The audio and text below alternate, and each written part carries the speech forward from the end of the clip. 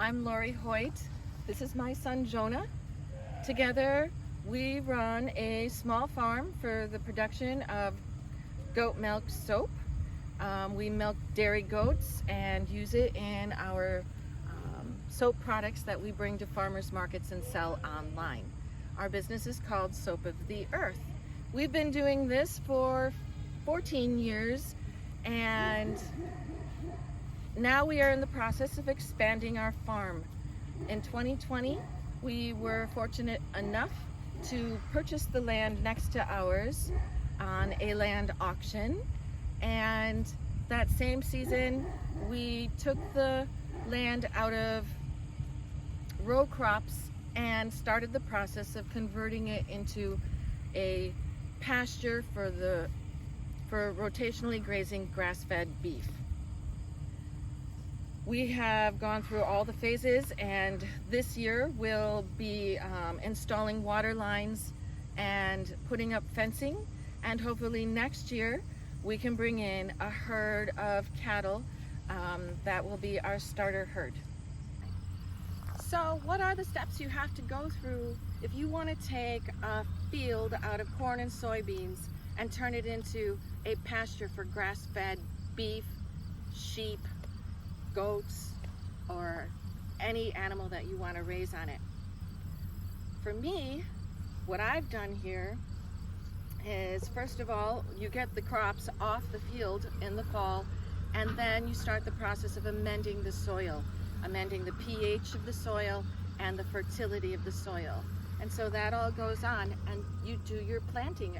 You plant here. We planted a medley of beautiful, delicious and nutritious plants. This field has been establishing itself for over a year and a half, and this past week we interseeded it with more seeds to make it thicker and fuller still. Our farm, because we have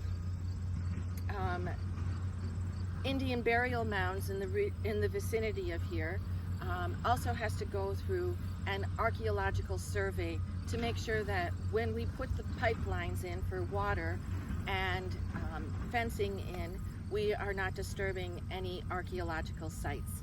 And so we do happen to have the archaeologist here at our farm today. Because of the proximity of my farm to Indian burial mounds, we have here the Mississippi Archaeological Center archaeologists who are coming to survey the land and make sure that we're not going to interrupt any sort of archaeological sites when we do water line digging or planting of installing the fencing. And so they're here today, and they look all official, and we're gonna just take a little peek at how they go about archaeologically surveying a farm field. Cold Spring Road, where my farm is located, happens to be getting repaved on this day, and we're standing right now in front of a new culvert that's being installed. I think this culvert is part of the story of this farm, because in years past, when the land here was in row crops, in corn and soybeans, the land would be stripped of all of its plant matter, and water would run off this little valley on our land, and our road out there would become flooded. What we're expecting to have happen now is, because of the rich green plant matter that's here, we plan to have that runoff eliminated by the grasses that are permanent, and we will not see the kind of flooding that we have seen in the past on the road here. Either way, we're still getting a new culvert.